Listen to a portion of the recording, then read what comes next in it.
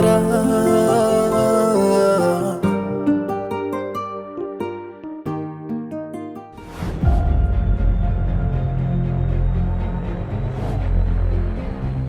Nimesikia simu yangu inaita. Nani kapiga? Kikoba.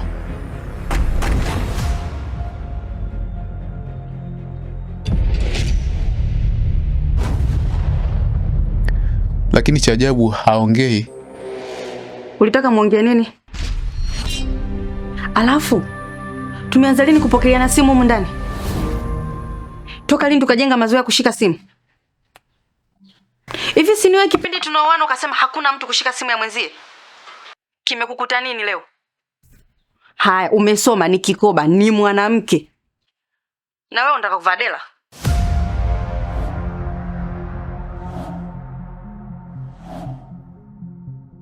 Maana mambo ya kike ya vikoba. Wewe umeingia lini? Useme kama unataka kuvaa dela. Ando akasema, "Alo shoga yangu," na ungejibuje? Niambie shoga yangu. Sipendi mazoea na simu yangu.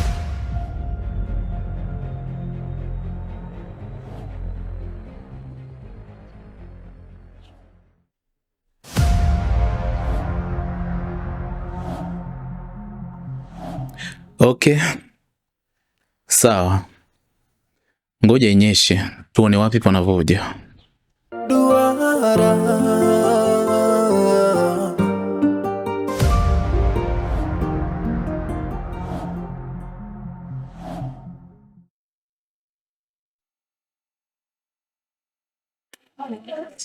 Hivi Kalisi, katika maisha yako ulishawahi kukumbuka mimi niliwahi kuficha jambo la aina yote?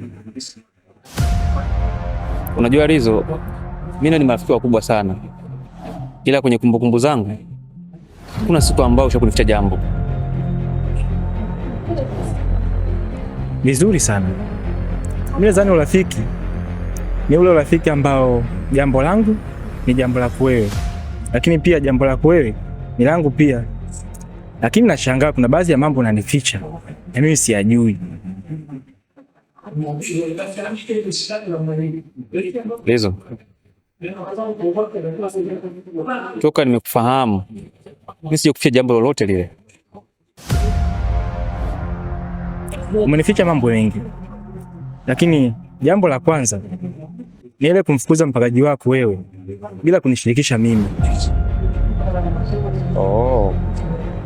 Rizo, hilo lenyewe nakili nilikuficha kwa sababu unajua ilikuwa ni ghafla sana. Afu dogo alikuwa anazingua. Nikaona kabisa huyu nikimwendekeza huyu tu kuliba familia. Kwa hiyo nikaamua nimtimue, akawa ameondoka. Kwa hilo naomba uniwie radhi ndugu yangu, nisamee, lakini hakuna chochote ambacho cha kuficha rafiki yangu. Ndipo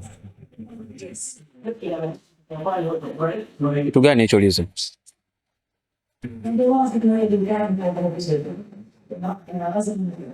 Yule msichana ambaye umetoka naye Roji alikuwa ni nani?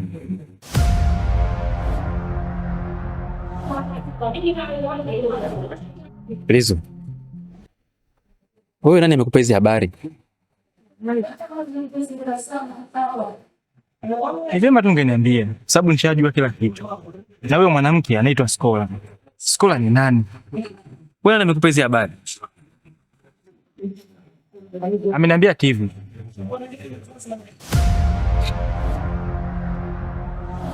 Unajua udogo nikienda kumfumbia macho nalibia ndoa yangu. Lakini vipi? Amekwambia chochote kuhusu mtoto? Mtoto? Mimi nakumbuka alichoniambia ni kuhusiana wewe pamoja na mtu anaitwa Skola. Lakini masuala ya mtoto hakuniambia kitu chochote. Kwani mtoto ambaye unamzungumzia ni mtoto gani?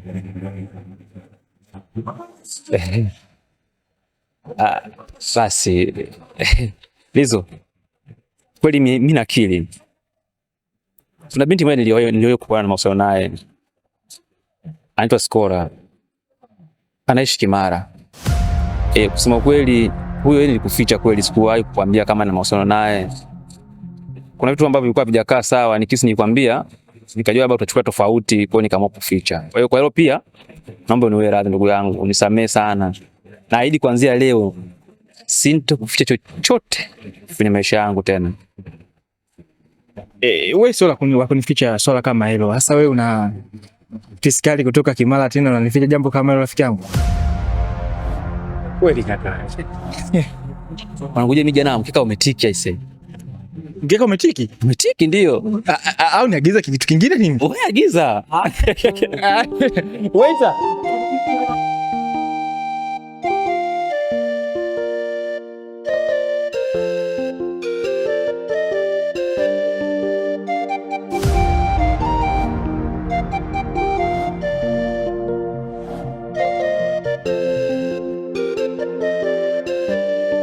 Halina pembe wala kona, taswira yake imebeba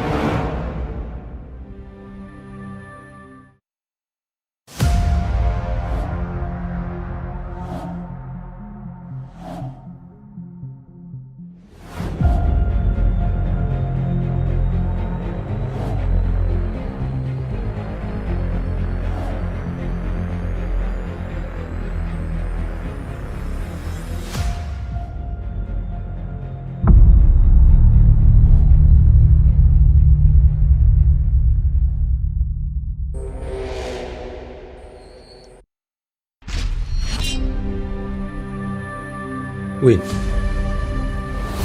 mke wangu, nini kunafanya? Kuna meseji imeingia kwenye simu yako. Aliyekuambia kwamba simu ya mwanaume inakaguliwa ni nani? Nani amekutumia ujumbe usiku wote huu? Unataka kumjua? Lazima nitake kumjua. Usiku wote huu nani anakutumia meseji? Yaani mimi nimelala hapa, sina hili wala lile. Wewe unachukua simu yangu unataka kupekua, unataka kufahamu nini? Mke wangu, muda mwingine upishi shetani basi. Okay, sawa. Unataka kumjua mamangu? Haya. So unataka kumjua? Omba leso hapo. Sasa leso na kunitolea loki wapi na wapi? Sawa, wewe unataka kufahamu. Nipe leso bwana.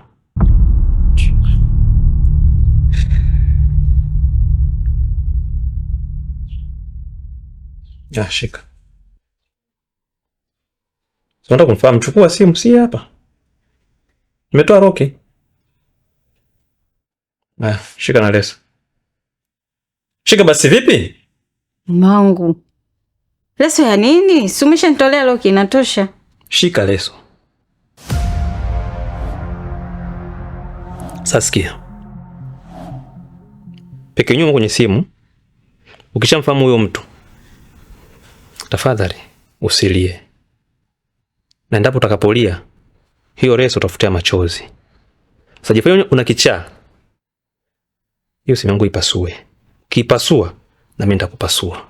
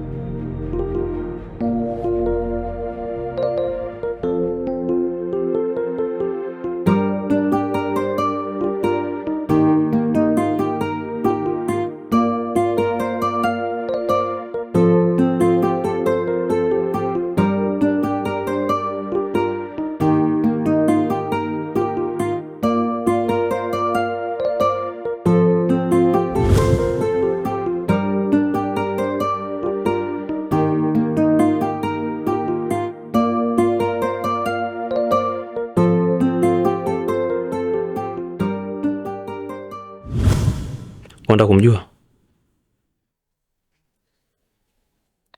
Lazima nitake kumjua. Usiku wote huu nani anakutumia meseji? Halina pembe wala kona, taswira yake imebeba mazito. Huwezi ona nje ukiwa ndani ya duara, kutafsiri maana yake lazima uwe imara.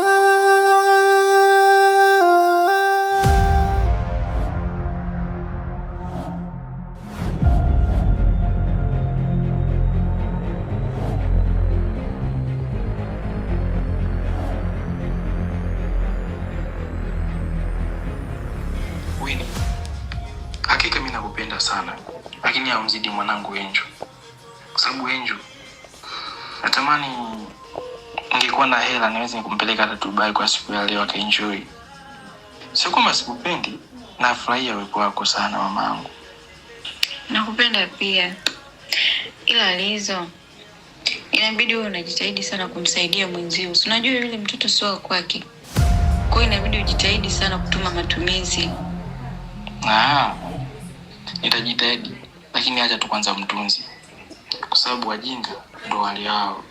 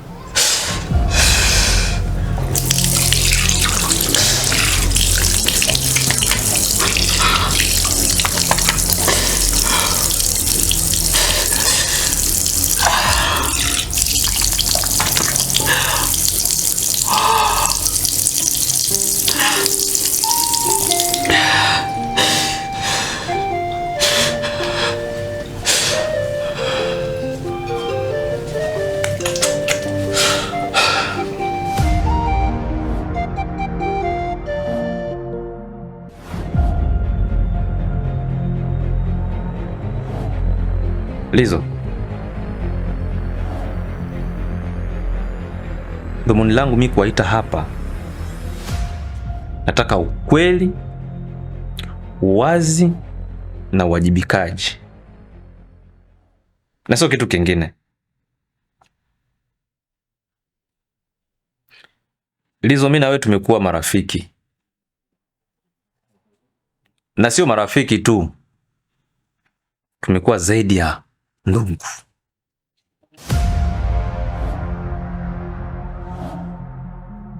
Lakini nashindwa kuelewa kwa nini haya yanatokea. Ule msemo wanaosema kwamba kikulacho kinguoni mwako,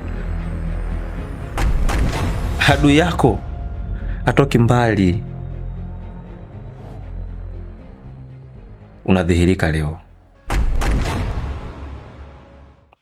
Lizo, hivi tangu nimekuwa nawe kwenye maisha nishakuficha chochote kitu?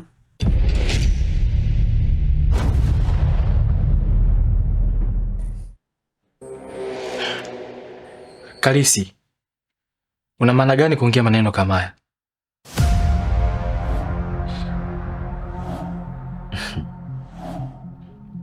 Utanielewa Lizo, lakini ukweli ni kwamba mimi na wewe tumekuwa hatufichani chochote. Siri zangu unazijua, zako unazijua, lakini leo nakiri kuna baadhi ya siri zako Lizo mimi sizijui.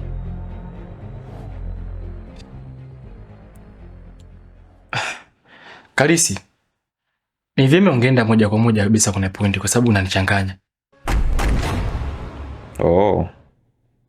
Lizo, mimi nikiri kwamba sisi ni binadamu, tunatofautiana, lakini kwa hili wewe shujaa, wewe umeshinda. Lakini kumbusha kitu, siku zote mkaidi hafaidi mpaka siku ya Idi. So unataka kuelewa nini? Winnie. Chukua simu yako.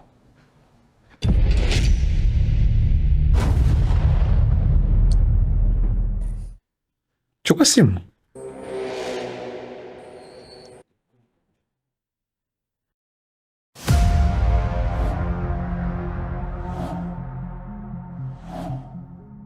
Hichi ambacho nakwenda kuwaonyesha na kuwatumia ndio kitawafungulia kila kitu.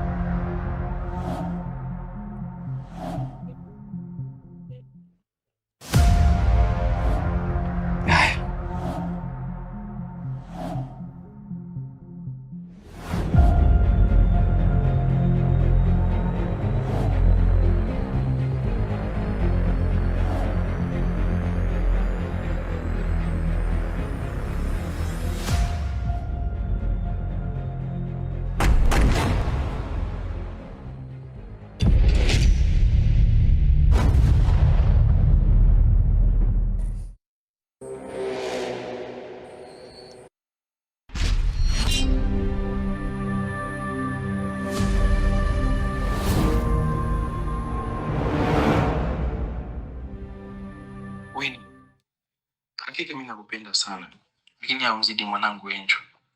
Kwa sababu Angel natamani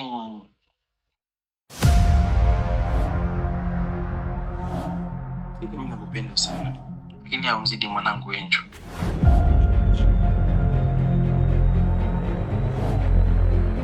Napiga shoti. Okota simu. Winnie, okota simu.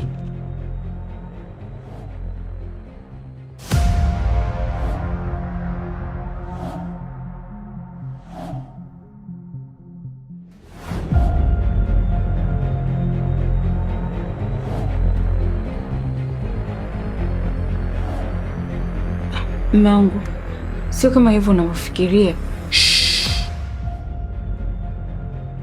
Winnie, funga hilo bakuli lako. Hivi Winnie, nikupe nini basi? Nikufanyie nini utambue thamani yangu ya maisha yako? Mimi nakupenda. Mimi nakuthamini sana Winnie. Kwa yani Winnie, umeona hakuna malipo ya kunilipa ila hichi. Yani Winnie, umeona hakuna namna nyingine mimi ya kunilipa isipokuwa hichi. Winnie, ni kitu gani ambacho ulikitaka kutoka kwangu ukakikosa kwa wakati? Lakini leo umeona hizi ndio fadhila zangu mimi kwako. Mwanamke una shukrani. Tena na rafiki yangu.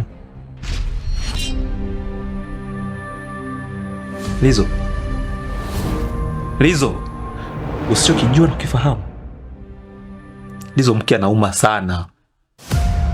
Mke anauma Lizo kuliko kitu chochote. Ndio maana thamani ya mke haifananishwi na chochote. Mke analala ndani, magari analala nje. Lakini okay, anyway.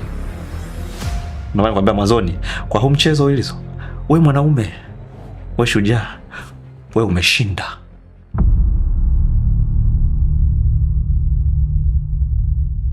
Lizo, ukiona mtu mzima anatoa chozi, kuna jambo. Listen to me my friend. Sitaki tugawane majengo ya serikali. Sihitaji. Haya machozi leo unayaona, nimeshalia sana mpaka nawaita hapa. Ni jinsi gani naweza kustahimili haya mambo. naomba mlango ule pale. Kama ulivyoingia ndivyo utakavyotoka. Sikufanyi chochote. Lakini make sure that usirudi tena hapa. Sasa jifanye huelewi, uchanganye hiyo miguu yako urudi hapa. Ama kwa hakika utaona upande wangu wa pili. Na mshukuru sana mtu ambaye sikumdhania. Steve katumia hizi jumbe. Bila Steve niko na shigizani. Mtu ambaye nimemtimua kwangu kwa manyanyaso na kejeli. Kumbe nyewe washenzi wakubwa msiokuwa na haya. Mnafanya uchafu ndani ya nyumba yangu. Nikiamini wewe ni rafiki yangu, mtu wa maana, mtu wa thamani, kumbe mshenzi. Haya, toka kwangu Lizo. Toka Lizo. Lizo, ondoka. Toka kwangu Lizo, vipi?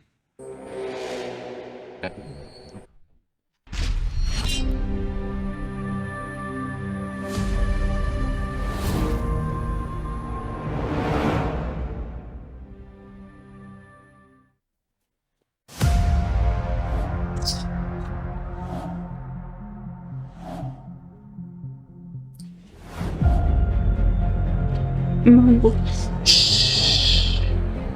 Wewe funga hilo bakuli lako. Wewe mshenzi nini? Utaongea nini sasa? Utaniambia nini nikuelewe? Winnie, utumia lugha gani mimi ya kunieleza nikusikilize? Utumia lafudhi gani mimi ya kuniambia nikuelewe? Sasa nisikilize. Nimekwambia mwanzo, sitaki tugawane majengo ya serikali. Nimelia vya kutosha. Wewe usinisogelee. Wewe nitakupiga makofi ya kila rangi. Sije kupiga toka nimekuoa. Sije kunusa hata kibao. Usinishike, usinisogelee, marufuku. Ingia ndani. Chukua kila kilicho chako. Mchukue mwanao. Mwende mkaishi kwa baba yake. Ili mtengeneze familia moja, baba, mama na mtoto. Sasa wewe ninampisha shetani. Natoka. Na kwa mizunguko yangu. Wewe chochote unachohisi hichi ni cha kwako, unakihisi hichi ni cha kwako, wewe ni beba. Na kuachia nyumba. Kwa unavyojua kama utakuja na guta, kama utakuja na fuso, pakia kila kitu kwa cha kwako. Wewe ondoka. Nikirudi hapa Winnie, nisije nikakukuta. Nichokukuta utajua hujui. Halina pembe wala kona, taswira yake imebeba mazito. Huwezi ona nje ukiwa ndani ya duara, kutafsiri maana yake lazima uwe imara. Shikamoo mkubwa. Marahaba, ujambo? Sijambo. Winnie. Nini tena? Winnie.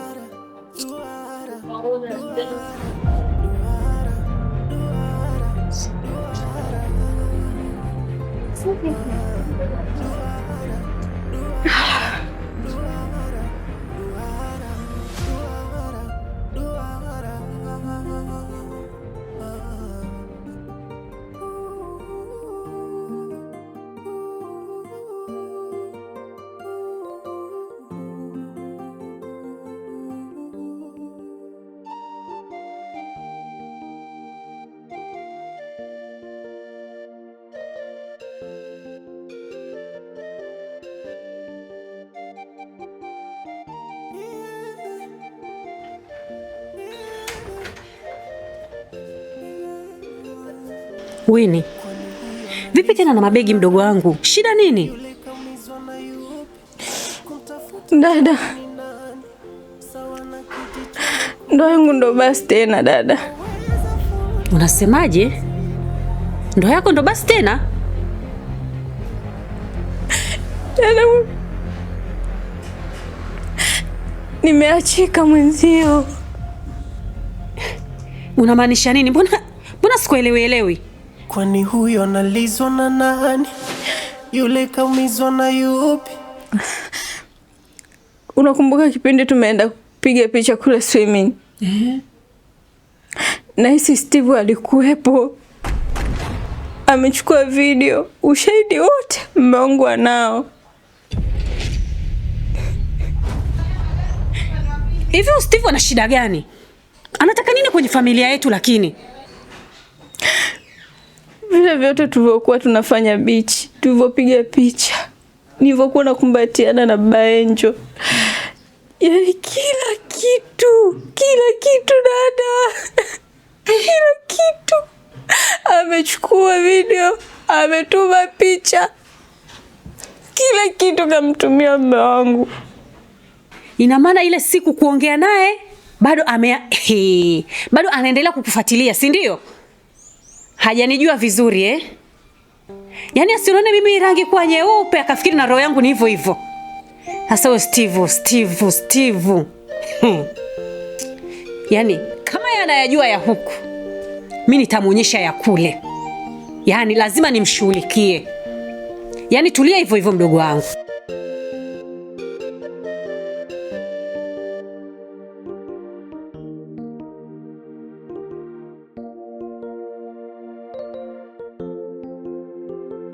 Mimi siogopaji watu. Usio ndo hapa nje bana. Nichumu basi. Yaani nikuchumu mdomoni mimi hapa nje. Kwa hiyo wewe unaishi unavyotaka kuishi ama unaishi unavyotaka kuishi? Wewe kuweza Wakati naelezea wakati uliopita na mfano wa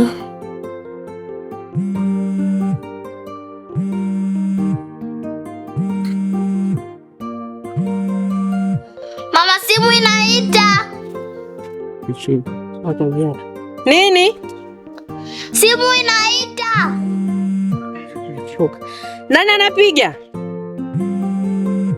Vikoba. Achana nayo. Sina hela mimi. Iache. Kuna hela nini? Si ya vikoba. Sasa usimwambie nikupe uende ulipe hela watu kama unadaiwa. Tasitamani kuamka hapa.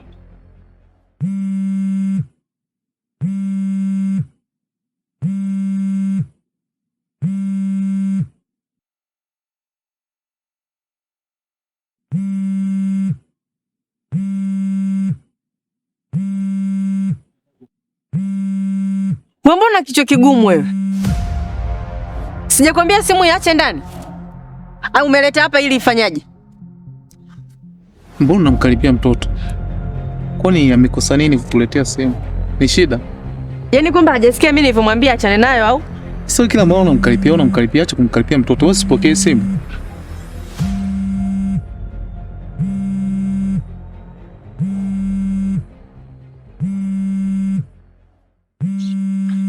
Mimi sina hela yani ya kumpelekea.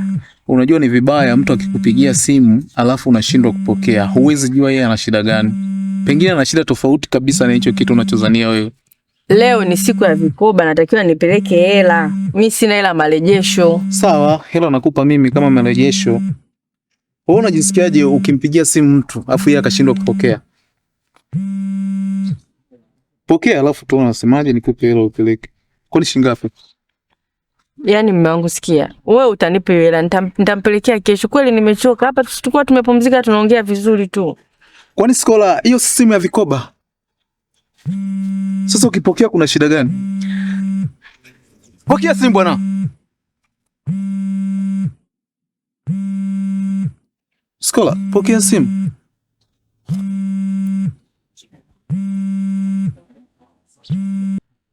Halo? My love, sweetheart.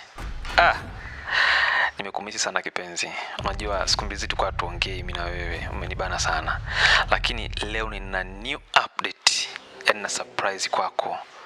Hivi ninavyozungumza na wewe, mke wangu nimemtimua. Kwa yaani kiufupi nimeachana na yule kikaragosi. Kwa hiyo sasa hivi nakuomba kaa vizuri na mwanangu. Fanya lolote linalowezekana. Iwe leo, iwe kesho. Uje tuishi pamoja. Wewe na mwanangu Tumaini. Yaani manake tutengeze familia ambayo ni baba, mama na watoto. Kumbuka kwamba nakupenda, lakini pia nampenda mwanangu Tumaini. I love you so much, sweetie. Baby. Mbona unakaa kimya mke wangu?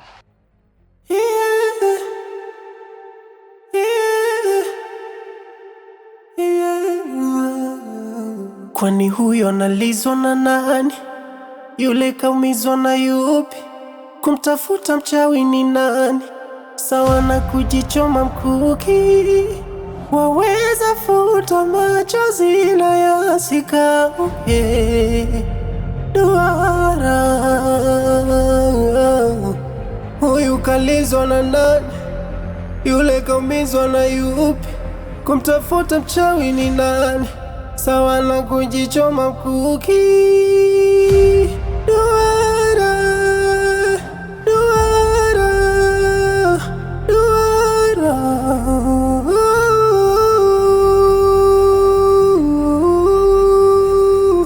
Duara, duara.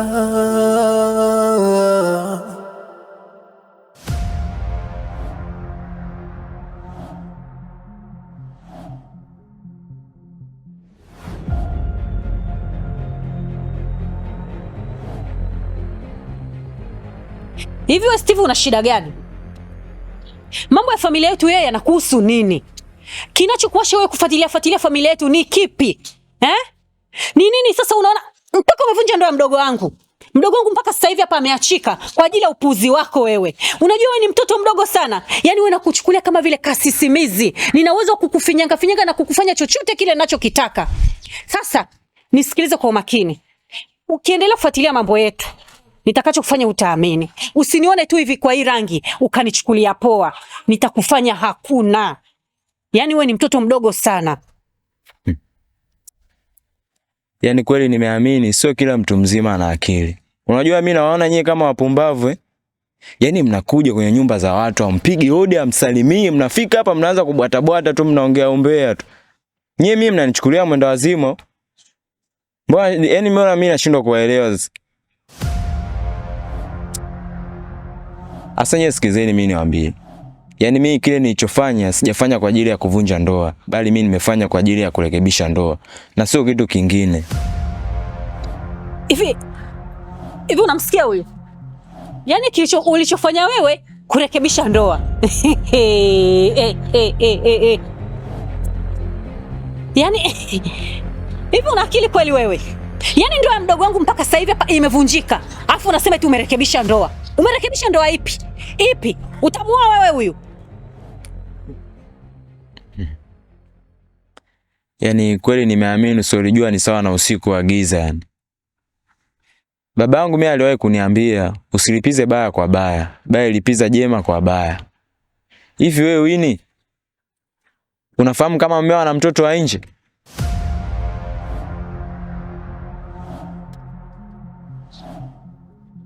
Unasema? Kwani hapo sichokielewa ni kipi yani? Mmeo ana mtoto wa nje ya ndoa. Hasa nyie nisikilizeni. Wewe unataka kumjua mtoto wa nje ya ndoa? Yanatakiwa nyie nipeni support yenu. Alafu kingine wewe ni usijali, wewe kwa mmeo utarudi. Ila tu naombeni mshushe pressure. So mnajua tu kufoka, yani mnakuja mnaanza kutukana, yani hamjui kitu chochote kile kinachoendelea yani. Nyie mnajua kutukana tu. Tulieni, shusheni pressure. Huu mji hauhitaji hasira yani. Unajua? Sasa nyumbani mimi ndo hapa. Mshapajua? Nyie nendeni mkatulize hasira zenu. Siku mkikaa sawa, mkipata muda, nyie njooni hapa nyumbani. Mimi nitawapeleka kwa huyo baba mwenye mtoto. Nyumbani si ndo hapa mtaani, mshapajua? Kwa hiyo nyie njooni tu siku yoyote, mimi nitawapeleka. Sasa mimi naondoka zangu kwenye bishe zangu kwa sababu unajua maisha yenyewe hapa changamoto. Naishi kwenye nyumba za watu. Mtaani ndo hapa. Kilichobaki nyie ni muda wenu tu kuja.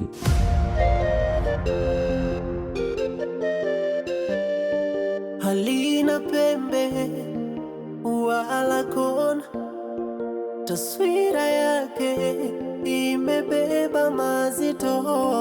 Huwezi ona nje ukiwa ndani ya duara.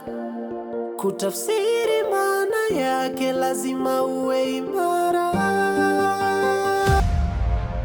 Yaani ukweli hata sielewi nafanya nini. Yaani hapa nilipo na sijui hata nifanye nini. Sijui naanzia wapi. Na sijui hata hapo nyumbani panakalika vipi. Kwani Skora, mumeo yeye anasemaje? Hajasema chochote ukweli. Yaani ulivyokata tu simu alinyanyuka na kuondoka. Hajakohoa, hajajitikisa. Kaondoka wima wima. Sijui kaenda kununua nipanga. Sijui kaenda kukodi bastola mimi jamani, naogopa. Lakini mpenzi wangu na wewe shida yako ni moja. Yaani umeshindwa kunipata kodi. Ungenitonya tu hata kidogo hata kwa meseji. Kuna siku ulipiga. Wote mkawa hamuongei. Na ile siku nakumbuka nilimfokea sana. Haya. Tena imepiga namba ile ile ambayo ilifanya nikamfokea. Kwa herufi kubwa mwanao akaita. Mama, simu inaita. Anapiga nani? Kikoba. Maana ndo nilivyokuwa nimekusevu. Aya, mimi hapo najiteteaje? Nimemwambia basi usiilete. Mwanao alivyokelele kaileta. Akanilazimisha nipokee. Hapo mimi ningewezaje kutumia meseji? Saa ngapi tumekaa naye? I said, hapa sio nafanyaje? Ila unajua nini? Cha msingi tumsikilizie. Kwa sababu hajasema chochote wala hajaongea chochote. Wewe rudi nyumbani. Yaani nirudi nyumbani nikauliwe ama? Hamna bwana. Hawezi kukuua. Wala sidhani kama atafanya kitu chochote kibaya. Wewe cha msingi rudi msikilizie. Na kama ikitokea kwamba atafanya kibaya kukufukuza, mimi hapa ni kama kwako Skora. Unataka kuja kuishi na maiti au? Yaani huko kote wala sio shida. Shida unaponiambia nirudi, nisikilizie kifo changu. Hivi unajua kufumaniwa? Hivi unakumbuka maneno uliokuwa unaongea kwenye simu? Unakumbuka vizuri kweli? Maana kama unajuta ufahamu vile. Umeharibu mwenyewe hapo. Sasa hivi unarahisisha tu. Nenda urudi. Nirudi maiti sasa. Au virudi vipande vyangu. Okay. Sikia basi. Skora. Najua unafahamu wazi kabisa jinsi ninavyokupenda. Wewe ndio kila kitu kwenye maisha yangu. Sipendi kuona ukipitia kwenye hali hiyo ya masononeko na udhaifu wa moyo. Kama unavyojua, mimi nipitia kipindi kigumu sana ambacho mpaka sasa hivi tunavyoongea nimemfukuza mke wangu. Sijui sasa hivi yuko wapi, anaishije na mwanae baada ya kubaini tu na mimi nalea mtoto ambaye sio wa kwangu. Lakini hakuna kilichoharibika. Endapo akikufukuza, usiwaze mamangu, wewe njoo kwangu. Sasa tujenge familia moja ambayo itakuwa baba, mama na mtoto. Nakupenda sana Skora. Sawa, ngoja niende. Nitakupigia simu lakini. Yaani kuwa makini sana na simu yako. Ukisikia inaita ujue kama sipo nakatwa mapanga muda huo, basi nimefukuzwa niko polini. Hawezi kukuua, mimi na imani. Ni vile tu hajaamini kichotokea. Sawa? Lakini mwanangu atalala kwa majirani, asije kaniulia mtoto, naogopa. Sawa. Wewe fanya kile ambacho unahisi kipo salama kwake. Ili tu uweze kumwokoa mtoto, kwa sababu unajua ule ndo moyo wangu mimi. Ndo jicho langu, ile ndo mboni yangu.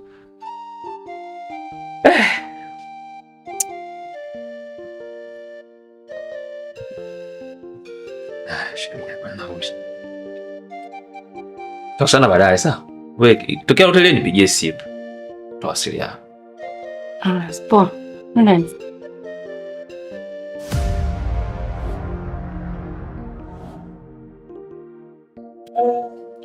Unajua nini Tivo? Mimi ni mmoja binadamu mjinga kuwahi tokea duniani. Na stahili adhabu ya kifo. ama adhabu yoyote ile kwa kile nilichokufanyia ndugu yangu. Mpaka saizi sielewi sura yangu naiweka wapi kama kesho nikienda pale kijijini, kwa sababu fikra najua hizi taarifa zishafikia ndugu, lakini vyote vile ni upumbavu wa mke wangu. Yule mke wangu ni shetani, ametugombanisha mimi na wewe, yaani kanifanya mimi nikaingia kwenye mfumo wake kabisa Tivu. Ila Tivu, yote kwa yote, nisije nikaongea mengi sana. Mimi naomba tu nisamehe. Mimi nimekukosea sana, nimeamua nije nichutame. Mimi naomba nisamehe tu, kwa sababu sina mengi ya kueleza zaidi, nitadanganya tu.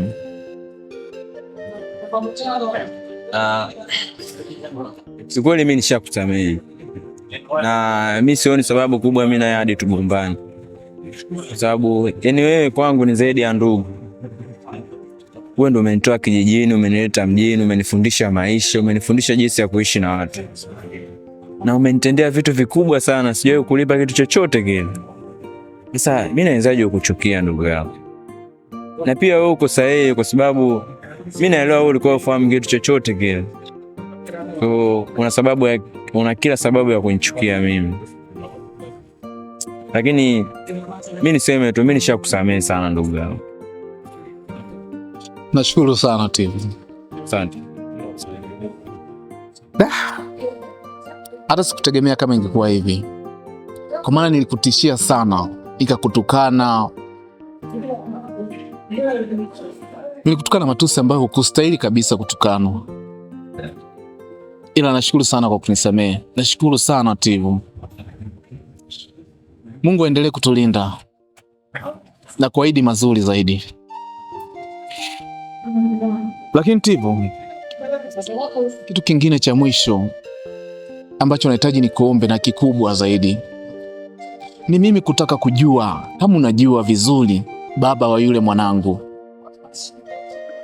Kiukweli mimi sifahamu kabisa kiundani zaidi. Lakini mimi kuna kitu na kihisi hapa. Mimi nahisi yule mwanao atakuwa mtoto wa yule mshikaji anaitwa Karis.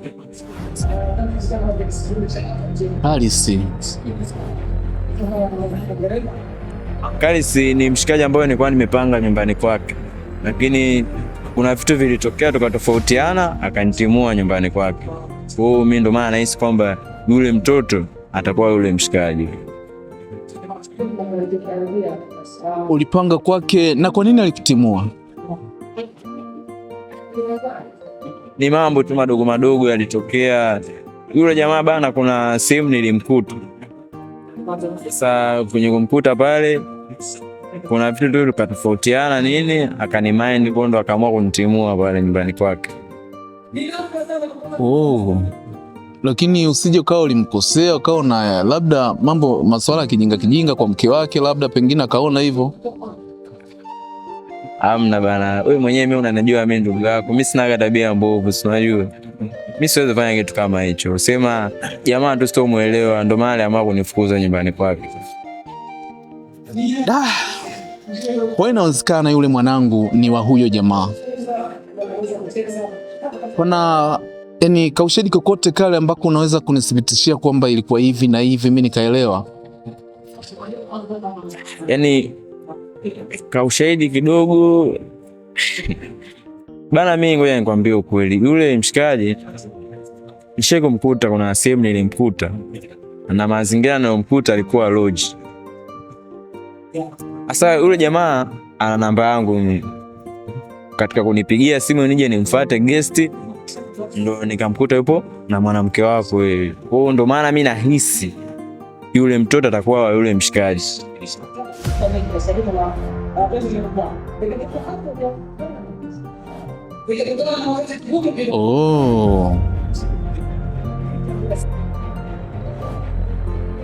Mimi nashukuru sana Tivu. Kwa hiyo naomba nisikuchoshe sana, lakini kwenye hii tamthilia Mimi naomba wewe uhusike, yaani ushirikiano wako nauomba sana. Yaani kaka, kwenye kuhusu kusupport, ondoa shaka kabisa. Yaani mimi support yangu kwako ipo muda wote yani. Siwezi kukutupa mkono, wewe ni ndugu yangu. Basi hapo tutakumitisha sana. Sasa mimi naona ngoja nikukimbie kwa sababu kama unavyoelewa mimi bodaboda afu hesabu ya boss nini, unajua. Basi sawa mwanangu, mimi nashukuru sana kwa hisi yangu.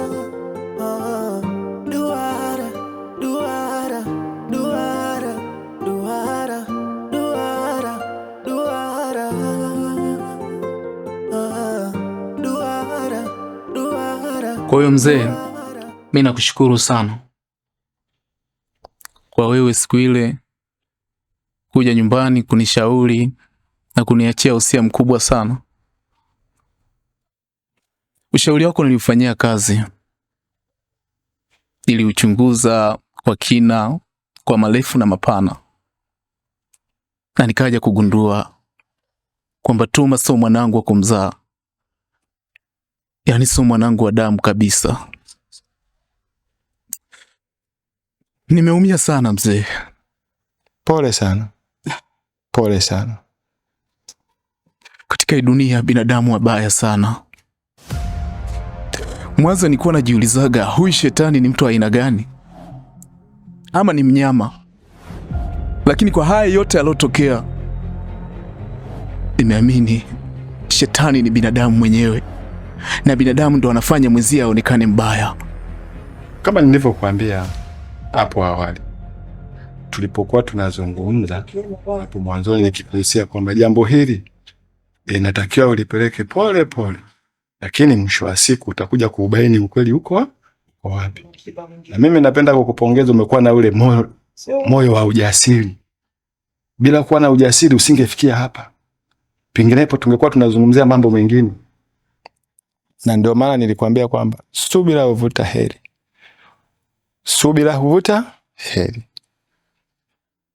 Na kikubwa zaidi, umekuwa na ule moyo wa uvumilivu. Umesubiri kama kile nilichokuwa nimekuambia, mwisho wa siku utajua tu ukweli uko wapi. Haya sasa, yale nilokuwa nayazungumza ndo haya tunayokwenda nayo, na Mungu akuwekee wepesi ili uweze kulimaliza vizuri hili jambo kama tulivyoanza nalo mpaka tutakapomaliza.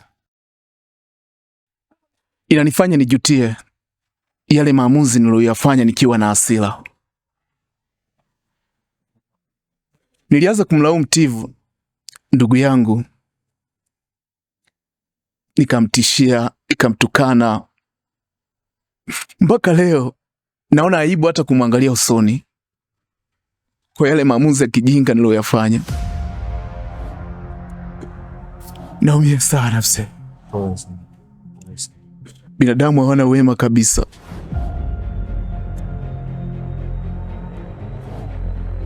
Pole sana. Pole sana. Kwa sababu ukujua ulitendalo, na ndio maana ulikuwa unaamua kufanya hivyo. Lakini kwa kuwa umeshabaini na kila ambacho nilichokuwa nimekuambia, nafikiri ndicho kilichoweza kufanya mpaka ufikie hatua hii. Mzee, wewe hapa mjini ni kama baba yangu mzazi. Kwa sababu wazazi wangu wapo kijijini huko mbali kabisa. Siwezi hata kuwapata kwa matatizo haya karibu karibu. Wewe ndo baba yangu mzee wangu. Naomba unishike mkono na unilinde.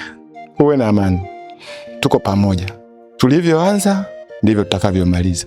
Kulingana na uvumilivu uliokuwa nao, basi Mwenyezi Mungu ataweka baraka zake. Sawa mzee. Basi mimi nikuache na niende, maana nimechoka sana muda huu. Asante, tutaonana kesho. Haya, karibu sana. Asante. Kwa jambo lingine lolote, mimi nakukaribisha. Hapa ni nyumbani kwako, uwe na amani. Nashukuru sana mzee. Muda wowote. Karibu sana.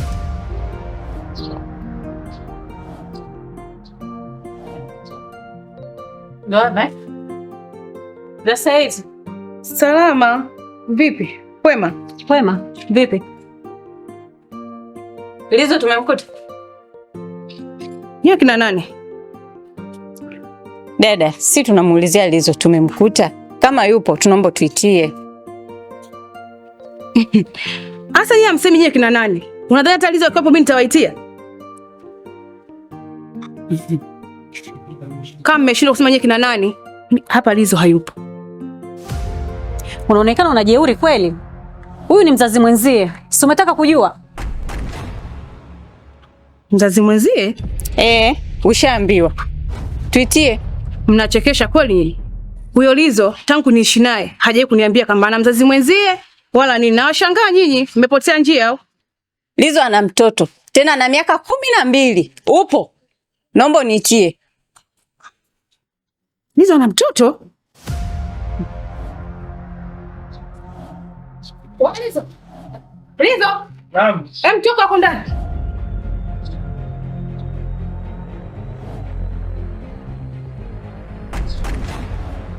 Unashangaa nini? Baba, njoo.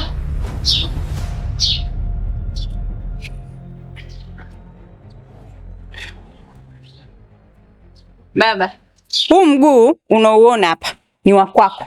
Upo baba? Yaani nimekuja hapa, nimekufuata. Uende huko, kamchukue mwanao. Unavoniona hapa mimi ndo yangu imetetereka kwa sababu yako wewe. Nimefukuzwa kwa sababu yako wewe. Na mtoto nimemwacha kule. Kwa hiyo nimekufuata, twende tumfuate mtoto. Upo? Yaani wewe Lizo, siku zote naishi na wewe. Hujaita kuniambia kama una mtoto.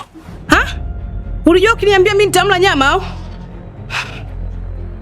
Eti. Jamani, mimi sidhani kama jambo la msingi sana kujadili masuala kama haya afu tukiwa katika hali hii. Kwa hiyo ningekuomba Winnie, wewe nenda, tutakuja kujadili kule mimi na wewe. Mwana, twende ndani tufanye. We. Nani anaongea nini wewe? Hivi unajisikia unachokiongea? Yaani mimi ndoa yangu iko matatani, unaniambia eti wewe nenda. Baba, nimekufuata twende. Upo? Hakuna, siwezi kutulia mimi. Siwezi kutulia kwenye hili. Baba, twende. Tunapoteza muda hapa. Tuondoke. Mambo yashaharibika kule. Jamani, mimi siwezi kuenda. Wewe nenda, tutakuja tusuluhu baadaye. Twende. Na mimi nakuja huko Nimesahau mtoto. Na mimi sitaki, nakuja huko. Jamani, ndala, sasa basi nivata na ndala basi. Sikilizeni.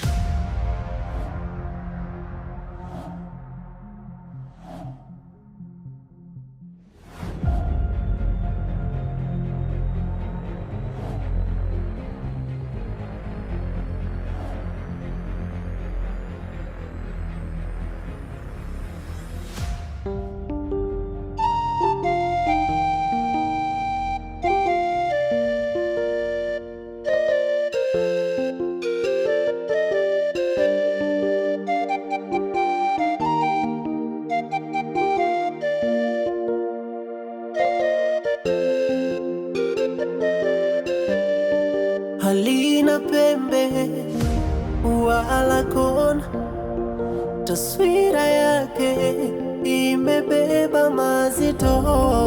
Huwezi ona nje ukiwa ndani ya duara, kutafsiri maana yake lazima uwe imara.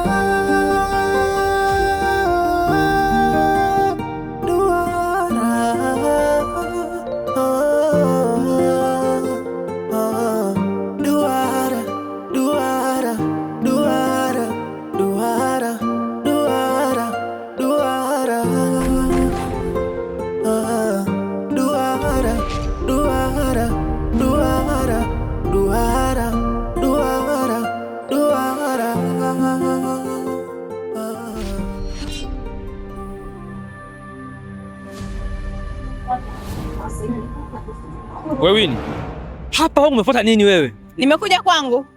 Umekuja kwako? Sikiza, mimi tushaachana. Kila mtu afuata msini zake. Tumeachana? Hivi ulifikiri mimi sitajua kama naona mtoto nje? Upo, nimerudi kwangu. Huwezi kunifukuza na wakati makosa haya wewe unayo wewe. Mama, hebu punguza hasira. Sisi wote tupo kwa jambo moja, kusaidiana ili mambo yaende. Sasa mnapoanza kutupiana maneno bado tukiwa tumesimama namna hii, inakuwa sio jambo jema. Ni bora tukakaa tukayazungumza haya mambo yakaisha. Ushanielewa mwanangu? Na wewe baba, usije ukawa na hasira. Hasira ni hasara. Tukae pamoja tuweze kuzungumza, tuwekane sawa juu ya jambo hili. Umenielewa? Mama. Naomba tuletee mkeka.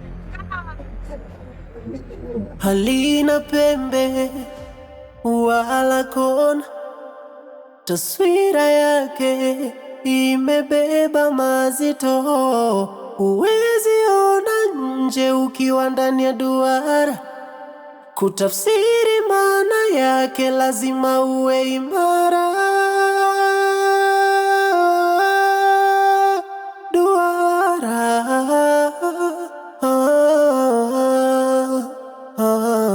duara, duara, duara, duara, duara, duara, duara, duara, duara. Ndugu zanguni, kukutana kwa hapa ni kutaka kuwekana sawa baina ya familia ambazo zina hitilafu ndani yake. Sijui mnanielewa? Mambo haya hayakuanza leo. Kwa sababu ukiangalia kwa wastani kabisa vijana sasa hivi mnakuwa mnakimbilia haraka kuoa. Unaoa bila kufanya utafiti. Sisi zamani tulikuwa tunakaa miezi 6 au miezi 7, miezi 8 mpaka unafikia hatua ile ya uchumba, kujua kwa mwenzangu umeshamsoma katika hali ambayo inayotakiwa katika maisha ya mwanadamu. Sasa ukiangalia bwana Karis, kumbe kamuoa mwanamke ambaye tayari alikuwa na ujauzito. Halafu kija kuangalia alizo naye vile vile katika familia yake kaoa mwanamke, yeye mwanamke alikuwa na mtoto, lakini mama alikuwa hajui kama mwenzie ana mtoto. Sasa kuna vificho. Ukija kuangalia naye Jordan naye vile vile kachukua mwanamke ana mtoto, ana ujauzito.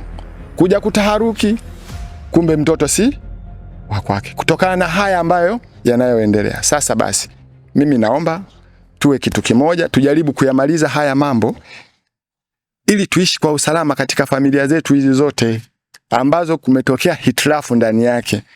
Shanielewa bwana Lizo, bwana Karisi, na imani kabisa haya ambayo nayazungumza hapa nikiwa kama mzazi wenu, naomba myafanyie kazi.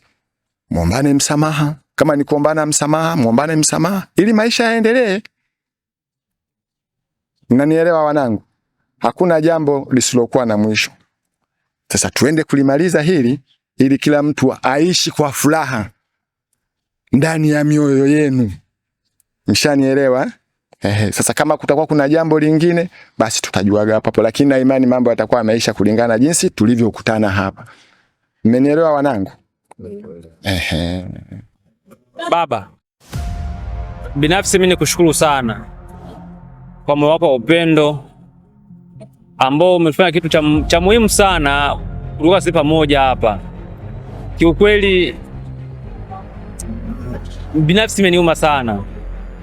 Unajua kuna kitu kinachouma kama una mtoto, umemsomesha, umemlisha, lakini mwisho wa siku naambiwa sio mwanao. Binafsi niliumia sana. Nilipitia wakati mgumu sana mpaka nikachukua jukumu la kumfukuza mke wangu. Lakini sasa kumbe pia kuna mtu mwingine naye anaumia kama mimi. Nimevuta picha na kuvuta kumbukumbu kwamba mwenzangu anapitia kwenye hali gani, ambaye pia na yeye amemsomesha mwanae, kamhudumia, kamsomesha, ameugua, kampeleka hospitali. Yeye anajisikiaje? Kwa hiyo nimeona mimi binafsi nimeachilia, nimesamehe na nimekubali kila mtu amchukue mwanae, lakini pia mimi nimekubali kumleta tena mke wangu, turudi kama familia moja. Sidhani kama kutakuwa kuna ubaya, kwa sababu hili ni jambo la heri. Baada ya kugundua kwamba hiki kinakuwa hivi, basi ni vyema tukakiweka sawa kama hivi tunavyokiweka sawa. Sawa. Mimi kwanza nashukuru kwa kuwa tumejuana na tayari tumekuwa kitu kimoja. Ndio baba. Lakini ombi langu kubwa sana ni kwamba mimi na mwenzangu hapa hatujabahatika kupata mtoto wa pili bado. Kwa hiyo ombi langu kubwa kwa mwenzangu ni kwamba huyu mtoto nishamzoea kumuona mara kwa mara, na ndio maana namuomba niendelee kuishi na huyu mtoto. Tutamlea malezi mema kama ilivyokuwa mwanzo, nitamsomesha, kila kitu atapata kwa huduma iliyostahili.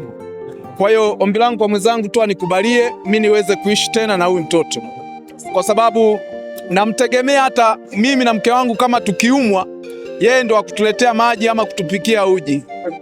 Kwa hiyo namuomba sana mwenzangu anisaidie. Sasa hayo ni ya kwenu.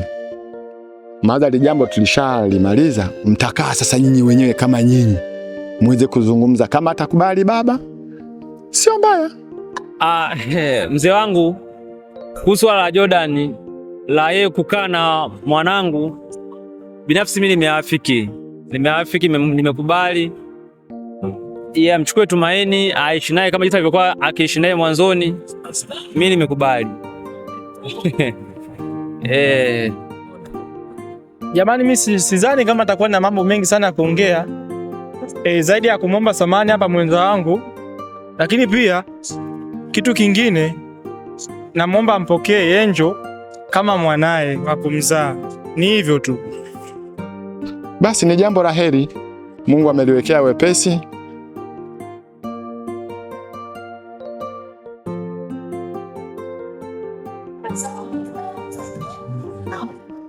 Basi baba, mimi niseme asante kwa kutupatanisha. Pia nilikuwa napata shida sana. Ni kweli mwanangu, najua hivyo. Kwa hiyo mimi nakushukuru sana babangu. Mwenyezi Mungu akusaidie sana. Amina baba, amina mamangu.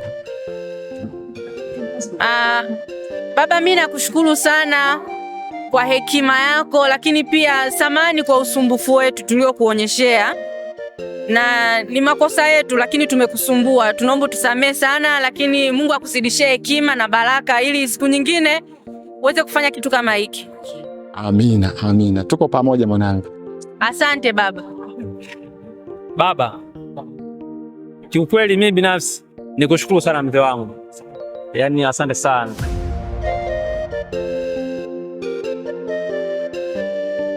Halina pembe wala kona, taswira yake imebeba mazito. Huwezi ona nje ukiwa ndani ya duara, kutafsiri maana yake lazima uwe imara.